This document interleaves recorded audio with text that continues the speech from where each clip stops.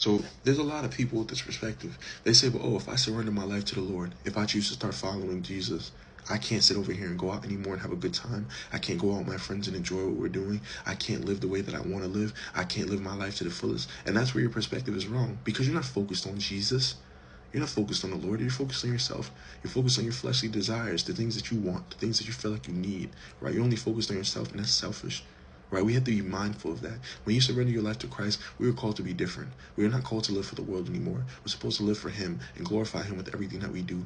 We are not called to sit over here and enjoy the things that we once did. There are sacrifices supposed to be made. The same sacrifice that Jesus made when He came down here and He died on the cross for you, we're supposed to make the same sacrifice by carrying our cross every single day, turning away from sin, and helping lead others to Christ. That's what we are called to do. So if you're not ready to do that, that's on you, right? But if you're going to surrender your life to Christ, you have to remove that selfishness out of your mind, out of your soul, out of everything.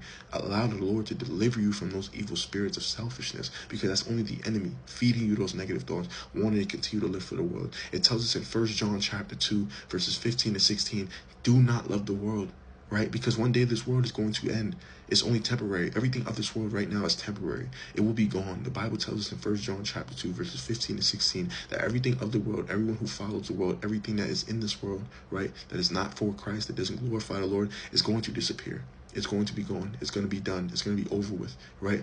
And those who choose to follow the Lord, those who surrender their lives to Christ, those who sit over here and follow God's will be the ones that live forever in eternity in heaven with Him, right?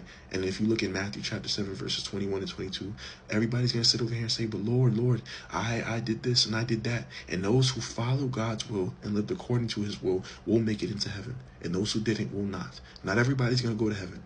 Not everybody's going to go to heaven. That misconception that everybody's going to go to heaven no matter how you live, no matter what it is that you do, is false. Please read your word if you think that I'm lying. It's in that. Read everything that I just said. This is not my words. This is God. So please be mindful that thinking that you can live lukewarm and have one foot in the world and one foot out is going to get you into heaven, because it's not.